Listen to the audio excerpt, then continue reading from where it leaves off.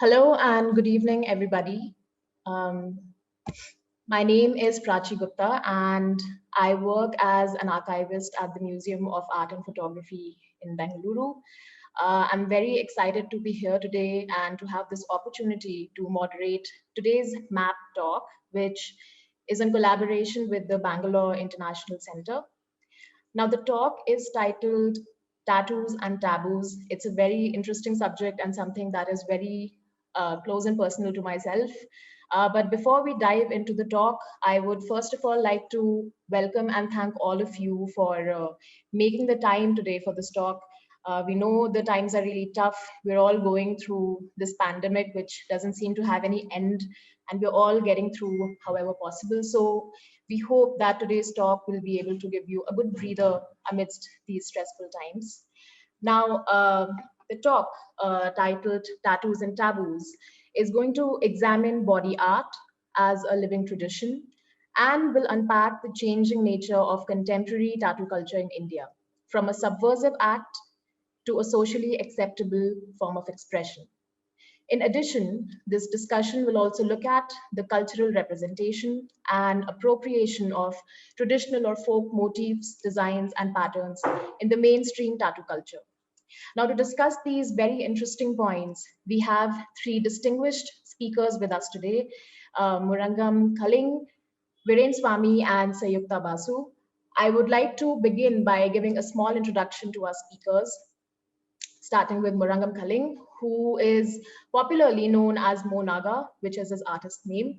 Mo is an independent researcher and revivalist of traditional art and craft and the design culture of Northeast India.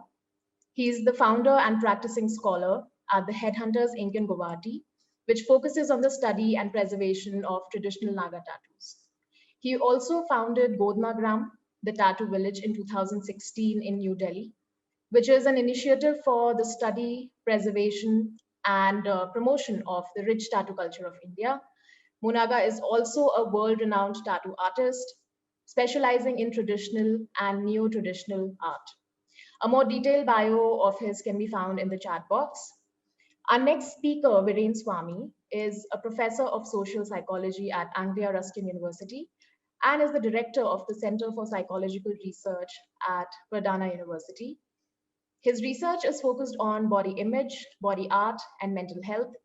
He's the author of over 200 academic papers and three books, including Attraction Explained and The Psychology of Physical Attraction.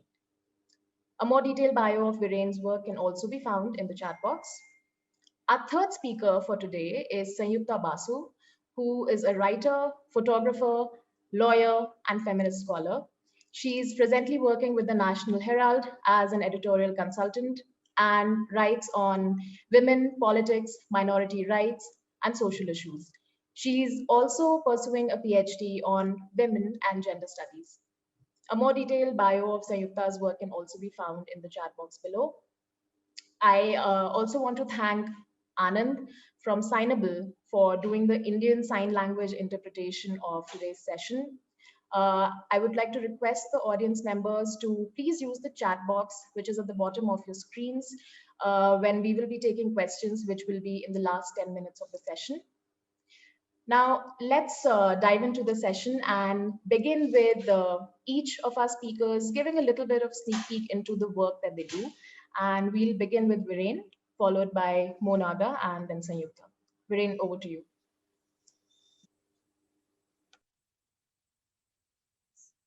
Sorry. So thank you, Prachi. So as you've already mentioned, I'm a professor of social psychology. And the thing I'm mainly interested in is what we generally refer to as body image. So body image is basically how we feel, how we think, and how we relate to our physical selves. And that physical self can be hugely important in not just in terms of social relationships with other people, but also in terms of influencing how we think about and how we feel about our everyday beings. And as part of that research over the past decade, I have been looking at how body art and tattooing in particular influences our body image. So I'm particularly interested, firstly, in how body art has an influence in how we perceive other people, how it changes our perceptions of others, but also how it changes our perceptions of ourselves, particularly in terms of what we call our need for uniqueness, this idea that we have to feel unique and individual. So that's really my research. I'm happy to talk more about it during the talk itself. I was just going to say one other thing. So my personal connection with Bangalore is that my mum, it's my mum's hometown, and I know she's tuned in. She's in the audience today, and many members of her family are there as well. So I just wanted to say hello to all of them. That's so sweet, Viren. Welcome to Viren's mother as well, along with the rest of the audience. We're very happy to have you here, and we'll move over to Monaga now. Hi, Prachi, can you hear me? Yes. All right. Thank you for having me. This is my first time on Zoom, so a little bit nervous, but at the same time very excited. Do you want me to give my own intro with the video? Yeah, just a little bit, or maybe we could just dive into your video as well. Yeah, let's just dive into it, and then I can just speak over it here.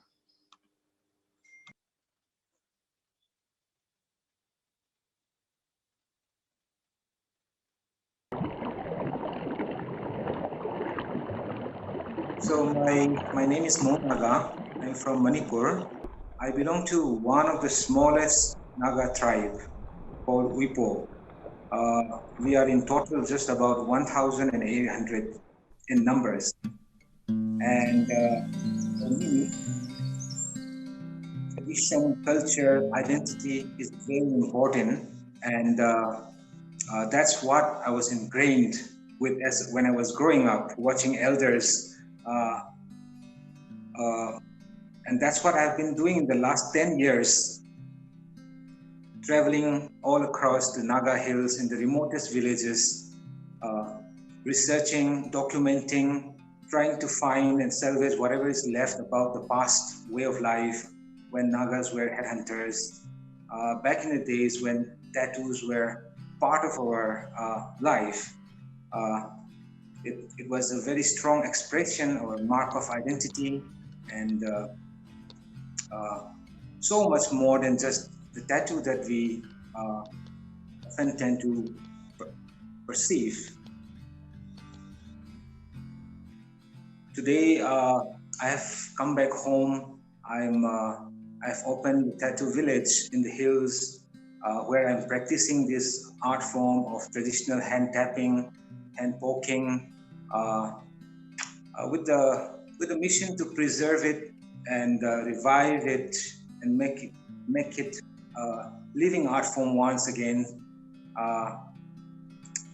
That's pretty much what it is right now. And at the tattoo village, I'm also growing something which I call the tattoo garden, where I'm planting all different types of plants that are used by different tribes.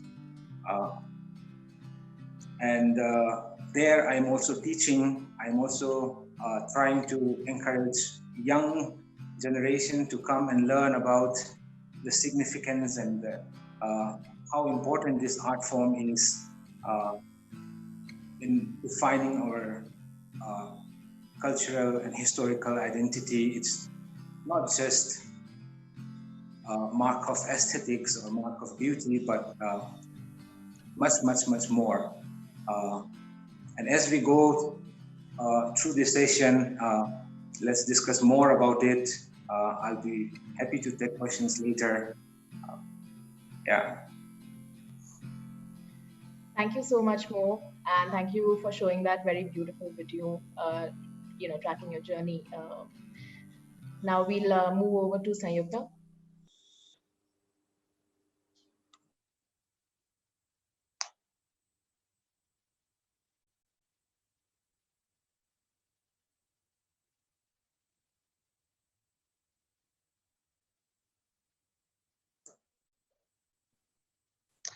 Okay, so as Prachi just introduced me, I do a lot of things. I studied law, then I went into communications. I'm working as an editor, journalist, also a photographer. Today I'm here as a photographer, in my identity as a photographer. And I call myself a feminist photographer.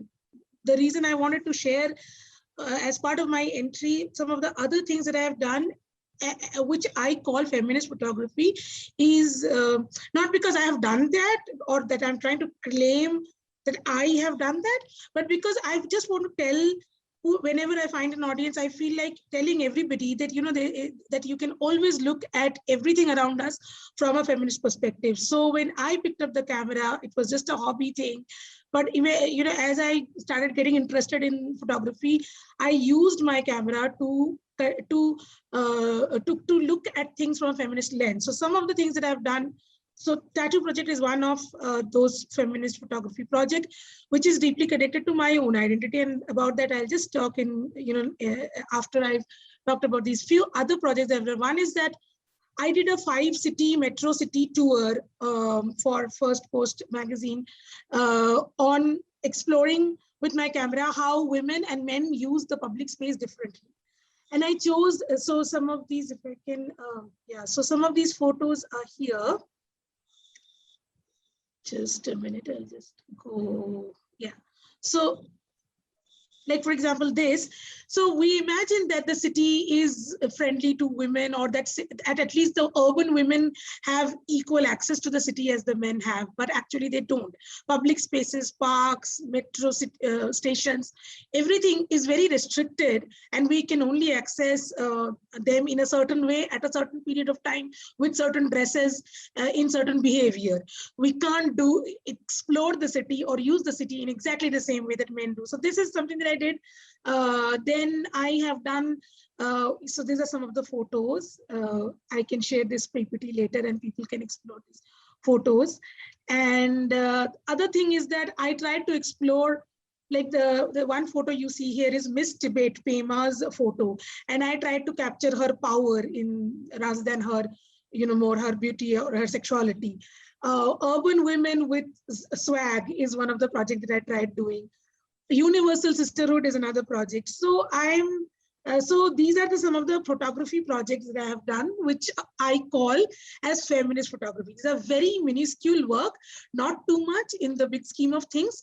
But all I'm trying to say is that it is possible to look at things in, you know, from feminist perspective in whatever way we can. Coming to how the project started, the tattoo project started, it started with my own body image. I have a birthmark. I don't have a perfect face, but I love the idea of aesthetics, beauty, art in body.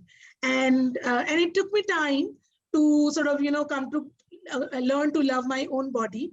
It's a journey.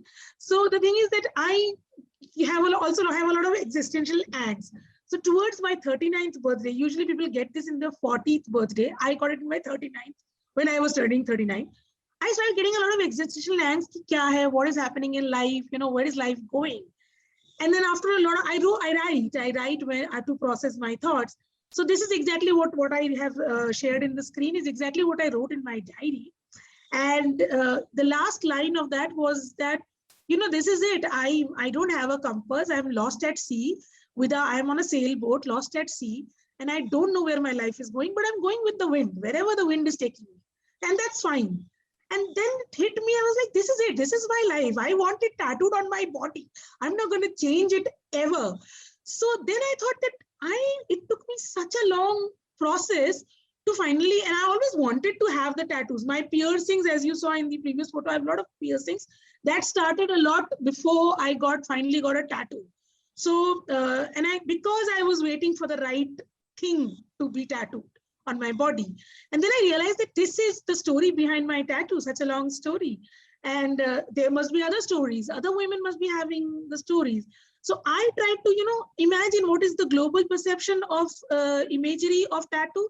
It's either exotic, sexualized, white women mostly, or tribal women. It's mysterious. There's a TV series with the women with tattoo, which is called Blind Spot.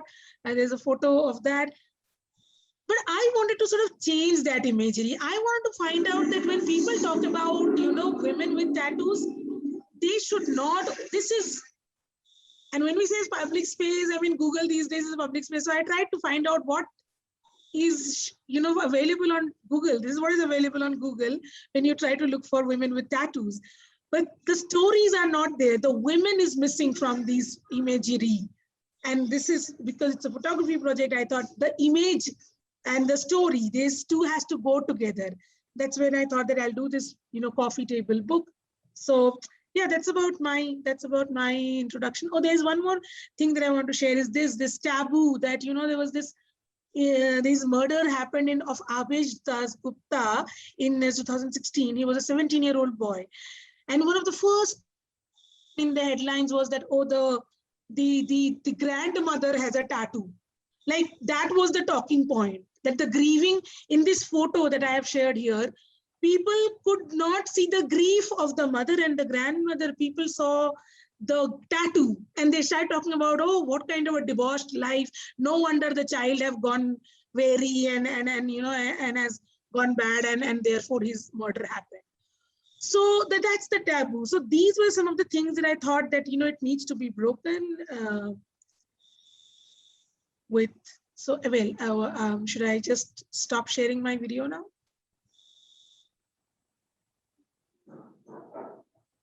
Yeah, I hope I was within time.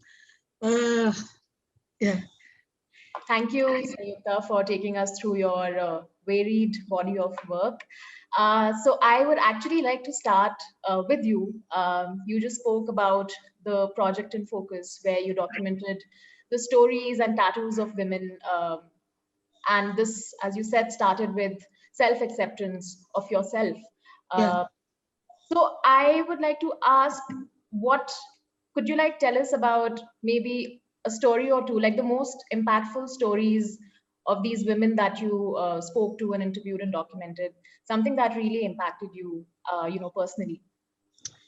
Something that impacted me, it's very difficult. There were quite a few stories. So there was Vimla, her story is that she had a perfect marriage. She had a fairy tale marriage, but soon after her marriage, she started feeling that something was draining her energy, her life force. Something was sucking and she could not understand. It was invisible. Something invisible was draining her life force out of her. And years later, she realized that her husband, who was a pilot, and Vimla herself was a pilot, and she loves flying. So, and she realized that this, well-off and well-educated person was addicted to gambling, and he was bungling fund, and then a lot of other things. Then she, at the age of 48, she got divorced. And then I have the photo. Let me just share the photo of her.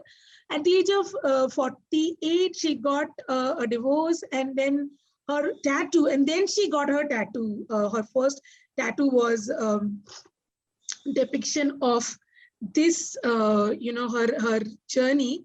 She got a heart with the wings, and that she finally felt liberated after her divorce. She knew that something was pulling her down, but she finally could liberate it. And then she got it she told me about the fact that she had to be conscious where in her body she would put it. She wanted it to be in a place which was not too visible so that people wouldn't judge her, but also, also something that could be seen. So that's where she got it on the back waist. So that was one impactful story. That's Vimla's. And I wanted to do this project, not just capture the tattoos, but also the face and the other things that I captured in them, their intelligence, their courage. Those things were also very important as part of this project. And Pratima, so on my right hand side is Pratima, and also Vaishnavi's story. These are, I think, is the most interesting stories that I remember. So Pratima's, it's not a very story, like dramatic story. She also had a bad marriage and she went out through it. Things it was very bad for her, and then she got rid of that. She came out of that marriage. It was, and her tattoo was again her story of a dagger cutting deep through her skin, and from the blood drops, flowers emerging. That's her tattoo, and that's, you can see it on the screen. So, but this, I mean, this would be many women's stories. A bad marriage and then a liberating divorce is many women's story. What is interesting, what I remember about her, is that when I met her for the shoot, she told me that, you know, I know you. My ex-husband told me about you when you were traveling with him on some trip. And I was like, I don't remember this person. I don't remember the people I traveled with. I don't remember what trip she's talking about, but she remembers me when she has not even met me. She's only heard about me from her ex-husband. And I thought that this woman must be an extremely deep woman who feels things very deeply and remembers, and maybe everything she touches, she kind of absorbs. And I found her very fascinating. And when I spoke to her, she was also very like, the whole time that I spoke to her, she was very quiet and very poised, but also, you know, had a lot to share. So very interesting woman. So she, I would always remember. And then there was Vaishnavi. Vaishnavi had a disease, something with her brain, some clotting or something, that she used to faint and lose her memory for moments, that she would just pass out and she will not remember what happened. And she had to be rushed to the hospital quite a few times. And this one time, the doctor said that if this thing happens again to you, we don't know if you will come out of it in this deep state of coma. And when I met her, she was living those days when she did not know whether it will happen to her again or not. And there she was, a ravishing woman, beautiful, awesome body with all these body art. She has got about 6 tattoos, each very interesting. One of these that I have shared is this head, body, and that medical, the symbol of that medical science. It was like she has been in and out of life and death. She has been in deep coma, coming out of it. And then she lives that life full of her art and herself. So again, you know, very fascinating stories. And these are some of the other women.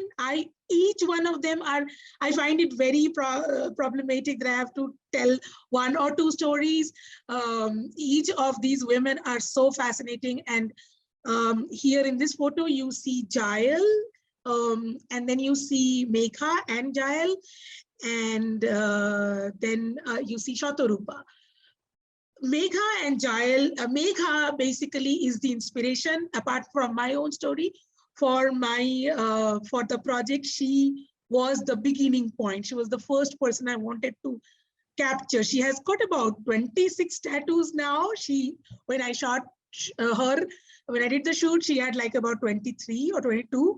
Now she probably has 26 or 28. So she is the starting point. Then there is Jael. Jael lost her mother to cancer. She is a survivor. Shatorupa, again, you know, she had issues with her depression. She did drugs. She did all kinds of things, and then she came out of it. So yeah, you know, those are some of the stories. Wow, thank you so much, Sanjukta, for sharing these amazing stories. The photographs look beautiful, and you know, it's such a beautiful thing that people and women, in this case, have used tattoos to mark such important events and memories in their lives, which is it's just wonderful. And it's a great thing that you are you know, working on this project, and we hope to see more you know, yeah, very soon. The thing is that I have not worked enough. I constantly feel guilty about it, and I constantly feel that I get an imposter syndrome, that I am talking about all these big things, capturing stories. I have only done like 15-20 women. I mean, I should be doing hundreds of them. So I've not done enough, and I want to do more. But yeah, disclaimer there that I've not done enough. Yeah. No, but it's a great start to something really phenomenal, you know.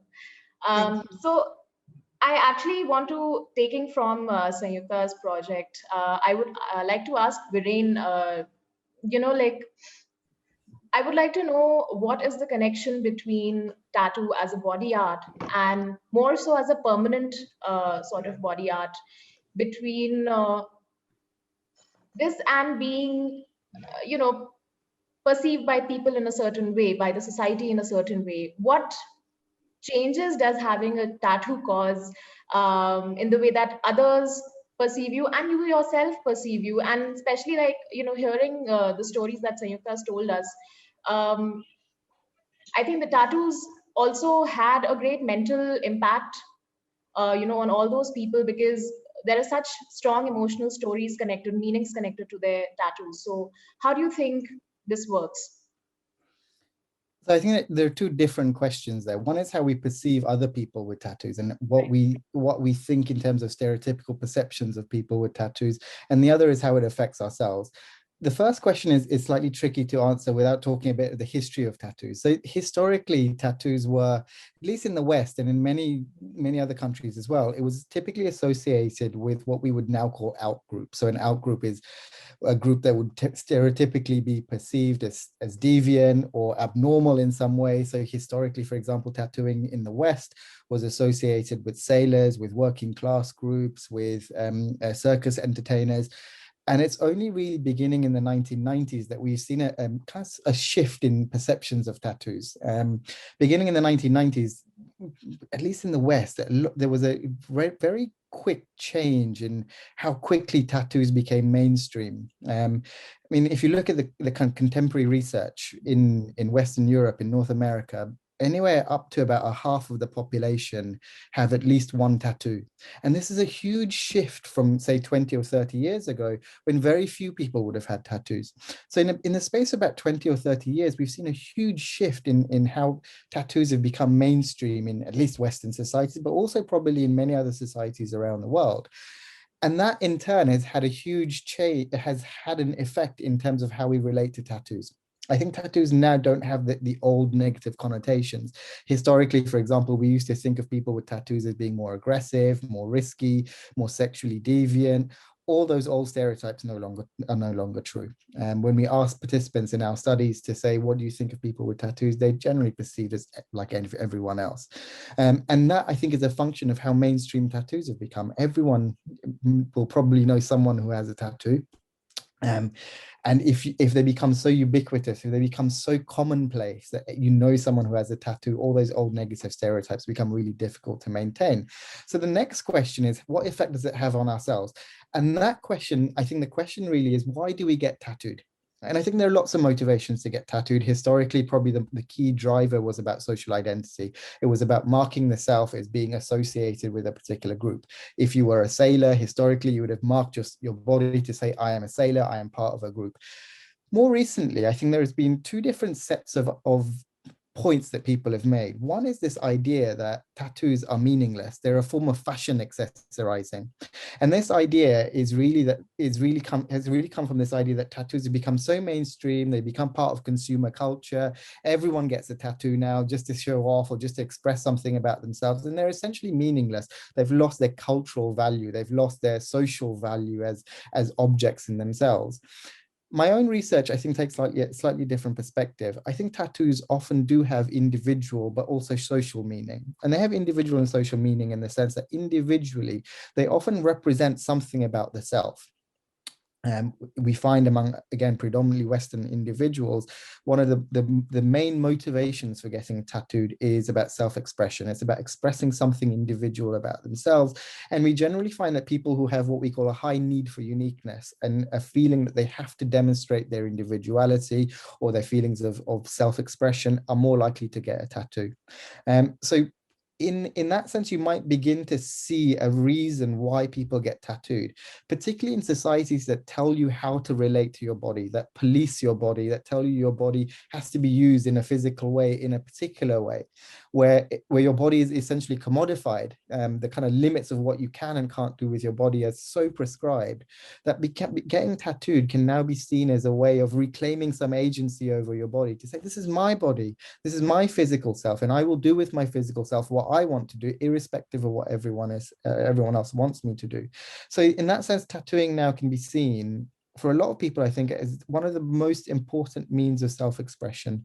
It is a way of expressing their individuality. It's a way of maintaining links with other people. And yes, it's part of consumer culture as well in many societies, but I think for individuals, it remains one of the most important ways of saying, I exist, my experiences exist.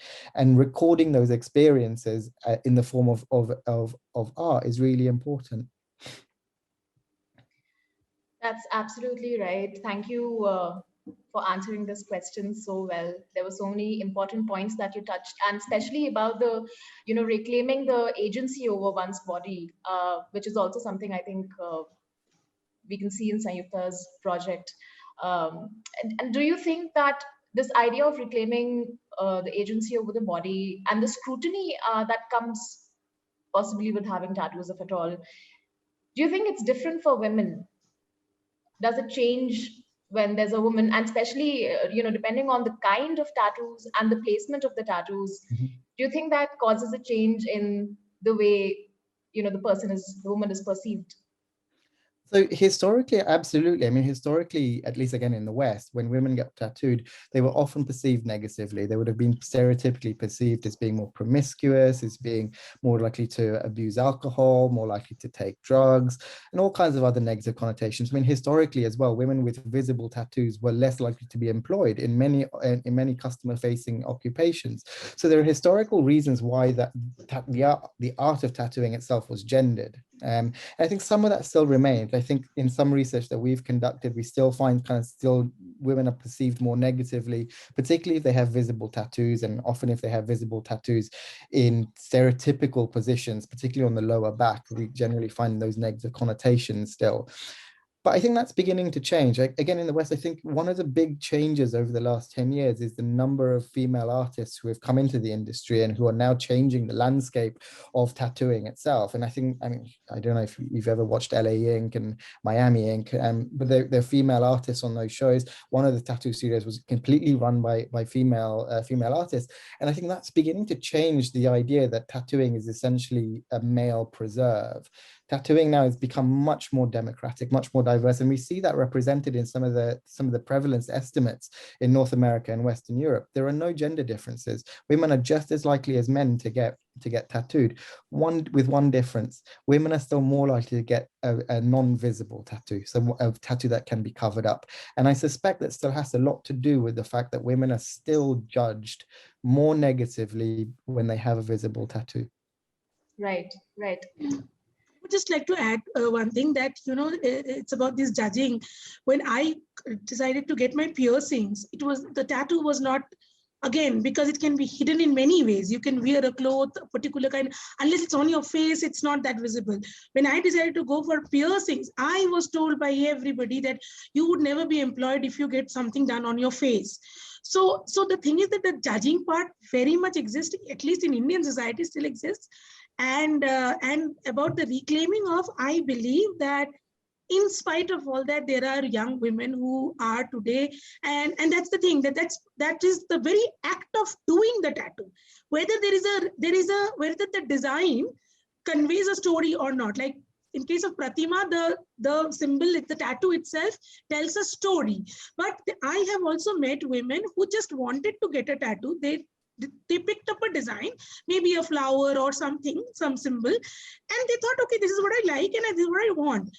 But even that act of getting something done to their body was an act of reclaiming their body, was an act of self-expression, knowingly that, I could be judged for it, that this is not my tradition, as opposed to, you were asking me earlier, we were discussing this, that the traditional tattoos are where women are following a tradition.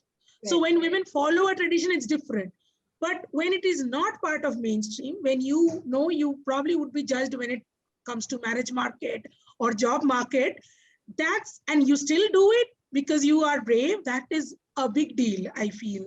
So it's a great step of reclaiming and self-expression. Yeah. Absolutely. I will second your thoughts on this.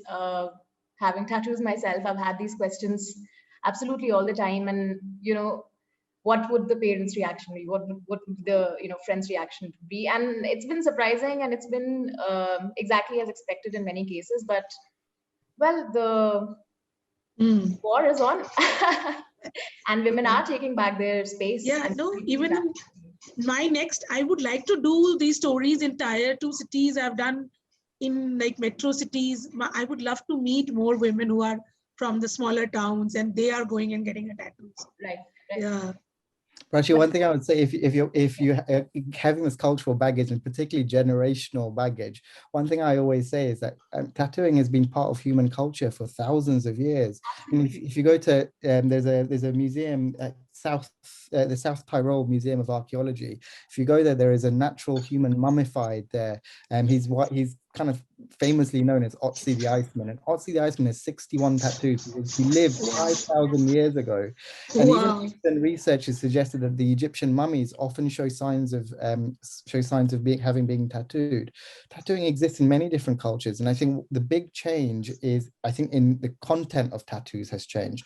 I think that from traditional tattooing, the content of mainstream tattooing in the West has become very much more diversified. Often they appropriate designs from tribal designs. When tattooing in the West first became popular in the early 1990s, one of the most famous or the kind of most popular versions were so-called tribal designs. Tribal designs were essentially stolen from the South Pacific. They were an expression of status. They were an expression of honor in the South Pacific, but they were taken and appropriated in the West as a symbol of fashion. And I think although we don't see that so often now, I think the contemporary version of tattooing has become much more democratic. It allows people to express themselves. And I think for women as well, for many women, it allows them to express trauma. Sheila Jeffries, who's a feminist scholar, has done a lot of research on showing how women who have experienced trauma, who've experienced sexual abuse, often get tattooed to mark themselves and to mark that experience, but also to demonstrate that their physical self still exists and still is powerful enough to challenge patriarchal norms. Absolutely. Well, coming on to the topic of cultural appropriation and traditional tattooing, I would like to move on to Mo Naga. I would like to start by asking Mo, how did you get interested in tattooing? First of all, you are my super duper senior from NIFT Hyderabad, and I actually got to know about your tattooing through one of the seniors who you had tattooed, and I was like, okay, so there's this person, our senior, who does tattoos, and I've been following your work for a very long time, but I want to know, how did you start with tattooing, and what motivated you to start documenting the traditional tattoos of the Naga community? You've spent over a decade studying the tattoos, being with the people, talking to them, interviewing, documenting their stories. So what motivated you to do all of this? Yeah, I started tattooing my first year. In fact, in my first semester of college, it was purely by accident. It wasn't me who was interested. I had no idea whatsoever about tattoo. Another friend of mine who woke up after a party and there had been a tattoo session happening on the next room. So he came home and he was like, we should definitely experiment. We should try our hands on tattooing. And the thing is, my friend doesn't come from a design or art background. So he wanted somebody who can draw, somebody who could, who would be able to, handle the machines. So I was up for it because, as you know, the first semester we are encouraged to explore different media, art, and different materials. So I took it up as an exploration. It was not because of any trend or because of purely just because of curiosity. Like it just instantly sparked a curiosity in me as to how could somebody make such beautiful art on the body, on a living canvas.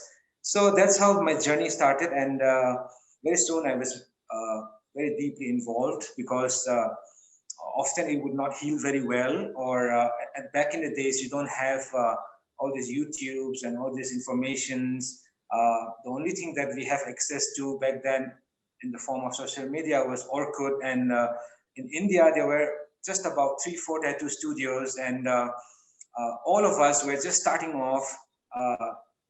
None of us knew exactly what we were doing. We were all discovering by, experimentation. So so that's how my journey started, and I started taking it more and more seriously, because every time I tattooed, the way it healed, or the approach of getting tattoo would be different, So I started doing lesser tattoos to understand how the skin works, or giving time to my friends, to work on the design. And that's how I was tattooing my whole 4 years of college, and towards the end of college,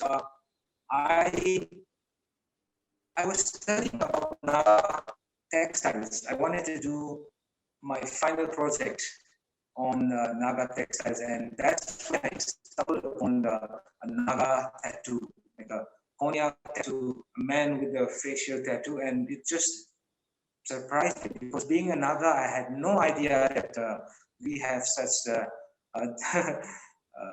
such traditions, and that's where it all started. I started Googling, I started reading, I started researching, I started buying books, I started meeting people, and the more I looked for information, the lesser I found, because till that point, back in those days, there were not many people. I would say almost, I could not find anybody from India who was documenting or who was doing anything for this, art. And also I happened to be at the very right time, because that was those were the years when Big Rivers Museum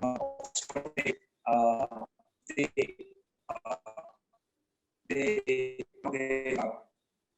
gave access to their archives and their manuscripts and their photos, and I must have been one of the first people to start exploring and those informations, and it really helped me, because whoever I asked in the Naga community, my elders, they had no information, and whatever little information that I could find, bits and pieces here and there, noted down by anthropologists and historians, not necessarily going there studying about tattoos, but coming across while they're in their journey. So I started collecting all those informations, and it took me 4 years after college to really compile everything, and that's when I felt that now I'm ready to go and meet the elders and personally learn more, because by this time I already knew, had an idea of how significant this art is, and there was no institute, no government, there's nobody who was doing anything about this. Whereas if we talk about textiles, if we talk about handicrafts, if we talk about stories, folklore, songs, there are so many institutions and organizations supported by government, NGOs, doing so many different, a lot of work going on, but nothing for this ancient art form. And so I was very serious by the time when I got this information. So 2012, finally, I started venturing into the villages in the most remotest corners of the East, and started meeting them, taking information for them from 19th century, old photographs, which were back in the days very rare, taking information to that village, meeting the elders, giving them informations about what's happening to their the photos that were being taken, and also learning from them. So that's how it all started, and it's still going on. It's still going on. It's almost 13 years now, but it's still going on. That's amazing. It's such an important thing, because this is a traditional community we are speaking about, right? And this art is very much a part of their identity, and if it's not documented, it's just going to vanish and disappear, which is why what the work that you're doing is so very important. Now, I would like to ask you, you do something called neo-Naga tattoos, where you do combine traditional elements with the contemporary times, and could you speak a little bit about that? And also, in doing so, what is your idea of cultural appropriation? Because we are talking about a very specific kind of motifs and art, tattoo art, which is significant to a community. So how do you balance that with your clients? Also, we're having a little bit of trouble with your internet connection, so maybe you can turn off your video. Maybe that'll help. All right. Yeah. Okay. All right. Yes. Cultural appropriation, misinterpretation is one that I have. Can you hear me, Prachi? Yeah, yeah. We can hear Yeah. you. Yeah. So yes. Okay. The first Naga tattoo I ever did was in 2013 December, and which is after many years of studying. And then the following years in 2014, I only did about 3 Naga tattoos, So I've been very cautious about it. In fact, more than cautious, I've always been scared about, because I don't have any reference. I don't have anyone who can guide me. I'm also doing the research, which is also about retrieving and getting information. At the same time, I also need to promote so that people can start questioning about appropriation and misinterpretation.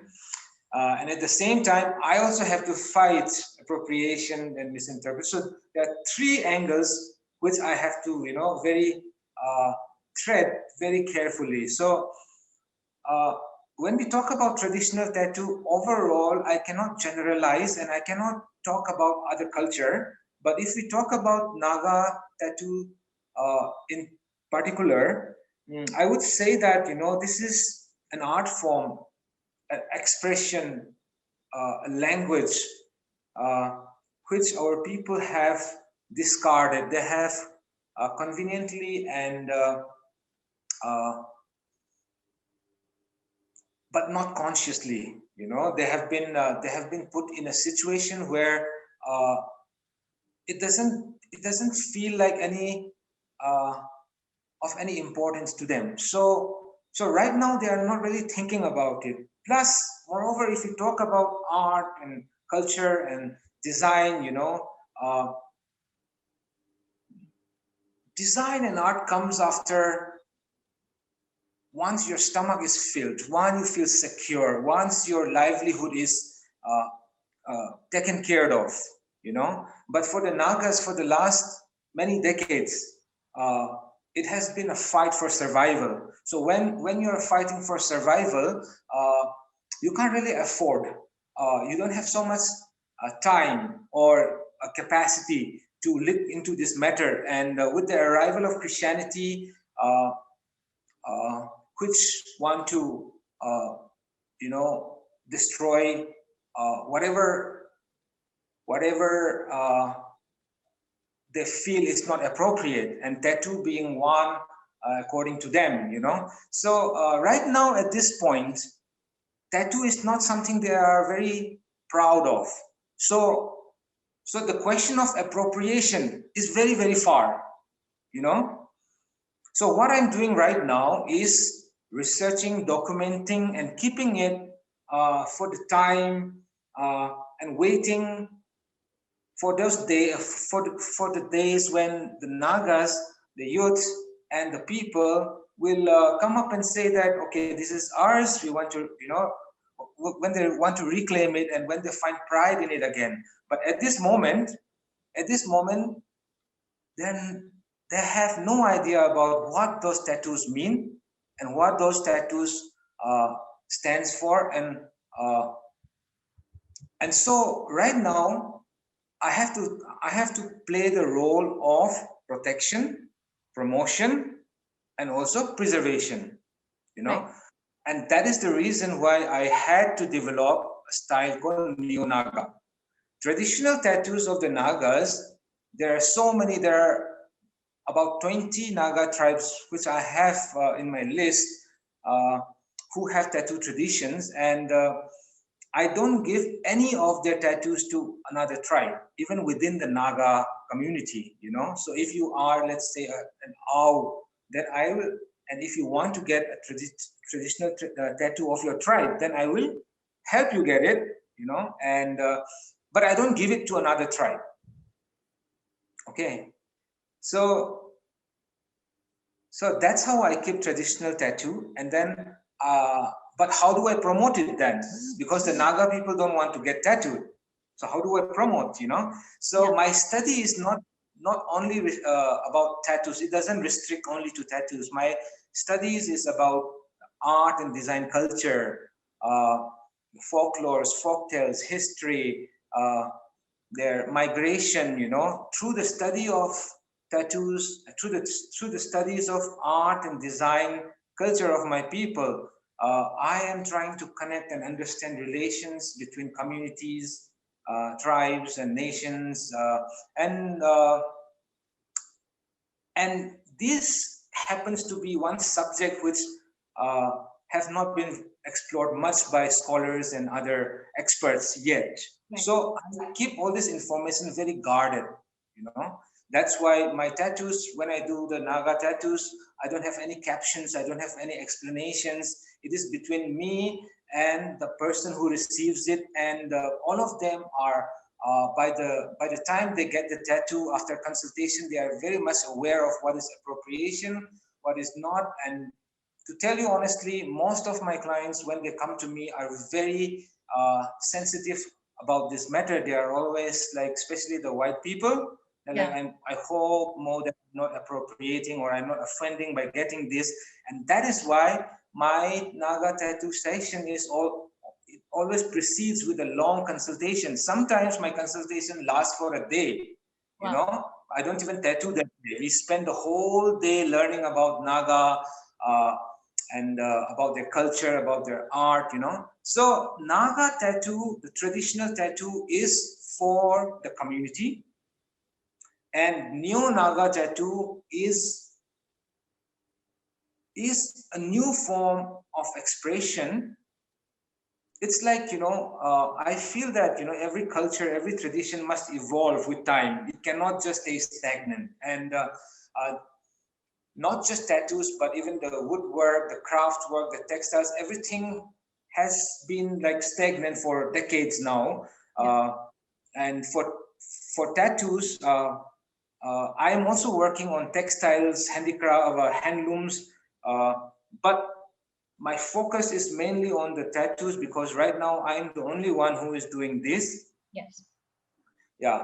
So, to sum it up, I'm keeping it very guarded information. I don't share it very easily. And those who come and get tattoo from me, they also keep it very guarded because through the consultation, they also understand what the value of that tattoo and what role they are playing, in this program of revival and reclaiming, because they may not be Nagas, but they are becoming an agent of this change. They become ambassador for us, and slowly, gradually, I hope to inspire more and more Naga people to come and get tattoo, because right now they have no information, they have no access to information about their own tattoo tradition. Right. Until and unless they come to me, they would not know right now, right? And if I give it out in the open right now, many publishers have reached out to me to publish book, but the thing is, if I do that right now, it will easily be appropriated and misinterpreted. Yeah, I have people writing from Spain, from Italy, from US, requesting to send designs which they want to pay, you know, full amount and all. I don't do that because it is, for me, it is not just tattoo. It is not just culture. It is not just tradition. It's a lot more. And I play all the three roles of protection, promotion, and preservation. So I'm very cautious, very careful about it. But along the way, in the beginning, when I started, you know, there may have been some mistakes, but it's part of the process. Yeah, so that's what I want to tell about appropriation and Naga tattoo. Hopefully one day we will stand up, the community will stand up when others misappropriate it. But right now it is more about spreading awareness and education, you know. So that is the stage right now. That's a beautiful thing that you're doing. I mean, it's important on so many levels. And the thing that, you know, you educate your clients about the importance of the tattoo itself, and also that there's this change in the mindset of people, where you said that people are sensitive towards the idea of cultural appropriation. I think that's a great change that we're seeing from a time when people did not really think about these things so much. So, well, we have sort of reached to the very end of the session, and before we take on with the audience questions, I would like to thank all of you, all three of our speakers, for being here, making the time for this session. It was so interesting, and we had such great insights coming from all of you about different aspects of tattoo culture. So thank you, and we will now move on to the audience questions. Okay, so this question is for Sanjukta from Shatruba Bhattacharya. Her question is about the personalities of the women whom you have photographed. Beyond the stories that are represented on their bodies through tattoos, would you say that their personalities are also reflected in the tattoos they choose to get? Okay, so Shaturupa is one of the women that I just have photographed. She's one of my project participants. And as I was Shaturupa, hi. As I was just saying earlier, that yes, it's the tattoo itself is not the only thing that is part of your identity. It's a package. So basically that is what I was trying to do with my project, and that's what it also came out, that the woman herself, her identity, her personality, those things is probably somewhere leading her to getting the tattoo. And then when she gets the tattoo, it also kinds of grows on her. So like if I give Shaturupa's example, she has this tattoo of a sun and a lion on her feet, and she is like, when I met her, and if you see the photographs, she's bright as sun. She's like bubbly, and her smile is bright as sun. Now it is hard to tell whether she consciously decided that, okay, I'll get a sun and because I'm bright as sun, or is it because the personality grows on her and the tattoo grows on her? It's just, but the point of the project is to capture that entire self behind the tattoo. So when we look at a woman with a tattoo on the street, like I was earlier showing, that you have Abish Das Gupta's grandmother and mother's photo on the TV being splashed, and instead of looking at their grief or knowing anything about their life, people are looking at her tattoo and saying, oh, what kind of a grandma, she has a tattoo. I mean, this is Calcutta, because so Calcutta still is, I mean, I imagine this in like UP or something. Anyway, the point is that you get judged by just looking at the tattoo, but the tattoo carries so many more other dimensions. The personality, the stories, and also, so the story behind the tattoo, when from the day the woman decided to get the tattoo, then there is also the story, forward to it, because after getting a tattoo also she went through a lot of other kind of experiences. Maybe somebody said heard something about the tattoo, etc. So it's a package. And when I met these women, it was my project included that aspect, that I will not only capture their tattoos, but also their stories and also their other aspects. So I'll just take 30 seconds more. I just want to share Shatarupa's few photos that I've showed one, but like, a few other photos of Shatarupa itself. So, for example, this one, and yeah, so, like this, she had this bright smile. So that is also part of Vimla's, this is her other tattoo, and this is her, this tattoo. So when I photographed Vimla, I wanted to capture her personality, in the sense that she's seen life through, she's 48, she's seen life through many ups and downs, she's achieved a lot of things in her life. I wanted to capture that. Then there were women who were just who were bubbly, and I wanted to capture that smile. In case of Pratima, I wanted to capture that, that kind of like looking into a void. She was that kind of a person, a little intriguing, and her look was, she's there but not really there. So it's a package. So yeah, I hope I answered the question. All right. Well, so we have a question which says, could it be the case that public perception of a tattoo, especially within an urban Indian city context, is solely the result of a colonial view on the idea of the body? Or are there other ideologies that have influenced this perception? Who is this question for? It's not really directed, but I mean, whoever, Viren, Sanjukta, Mo, whoever wants to take it. Oh, well, yes, sorry. I'm sorry. This is directed to Viren. I'm probably not the right person to ask. I have very little experience of Indian urban centres, except when I was a very young child. I suspect there are lots of things happening. I think it's gendered, it's based on class, it's based on caste, it's based on age, it's based on generation. I don't think there is a single ideology that informs us of what a tattoo means and how it's expressed within particular cultures.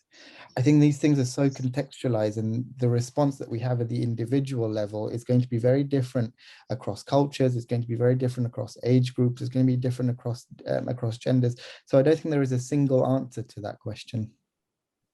I would like to also add, Viren is very right. You can't generalize. The answer is not generalized, but there is, and not just in tattoo culture, a lot of our, morality standards have been shaped by the colonial times. So it has been studied, it has been said in many other contexts also. For example, the criminalization of homosexuality came from the British law, whereas we had a much more fluid. Our history shows that the traditional Indian culture or mythologies has references to a much more fluid sexuality. Similarly, the Victorian standard of morality, the tattoo is also, so judging women because she has a tattoo is also part of, yes, so to some extent that is correct, but it also can't be generalized, because we also cannot, I also would not approve, I don't kind of approve the glorification of everything that was in the past and damning everything that came from the colonials or modernity or Western. So I wouldn't either glorify the traditional, like I said, there is also a tradition of women being forcefully tattooed with the name of their caste or their husband's name or their family's name. Now that was not cool. So we can't always say that, yes, it was part of a lot of, sense of belonging. So tribal tattoos, that was part of a sense of belonging to a community, but could also come with a pressure to conform to that community.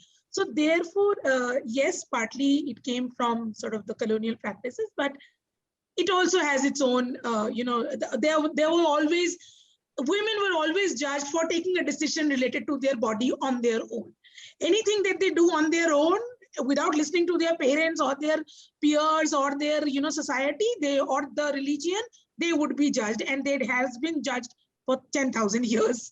It has been true. It's not changed much. So yeah. One thing I would add is even the colonial ideology of body art and tattooing wasn't singular. There wasn't a single morality code.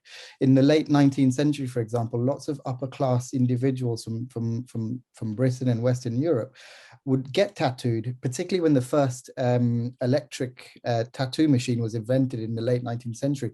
Lots of upper class people got tattooed, and they got tattooed for a very specific reason, to demonstrate their worldliness. They would go to places like India and Malaya and South Pacific and get tattooed and come back and say, look at me, I want to impress you with my tattoos. And that reason was very different for working class individuals. Working class individuals would express something about the individuality. Upper class people would impress other people with their tattoos. It was a way of saying, I am worldly, I have been to India, I have traveled. yeah, exactly. Wow. So the morality code of the colonials wasn't singular. It wasn't a single yeah. version. So none of these are actually singular. That's, I completely agree. Right. Thank you, Sanjukta and Viren, for answering this question so wonderfully. Okay, we have one last question for Mo, which says, how can we reclaim our diverse cultural identity by making sure it doesn't succumb into blind consumerism in order to keep itself profitable and alive? Could state funding help in this matter, maybe through museum exhibits, art festivals, drama, and theatre?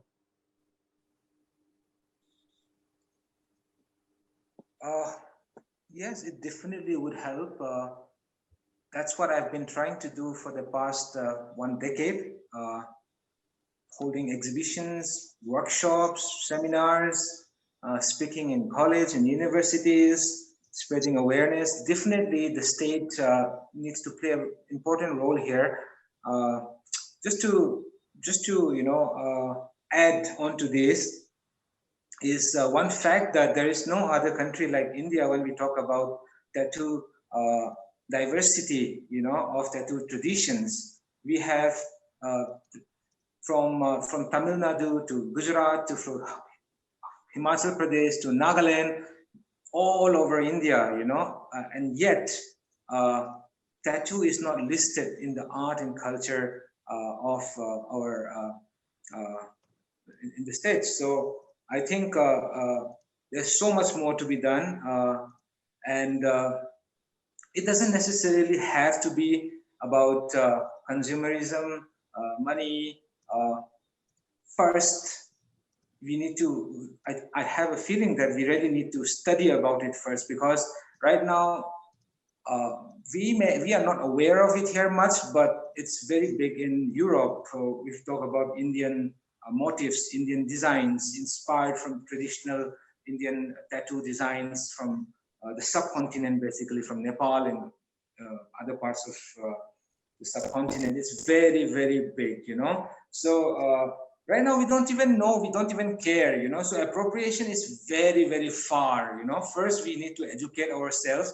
We need to realize what we have, understand it, and if we feel that this is important, then we can save it. Otherwise, we can leave it behind.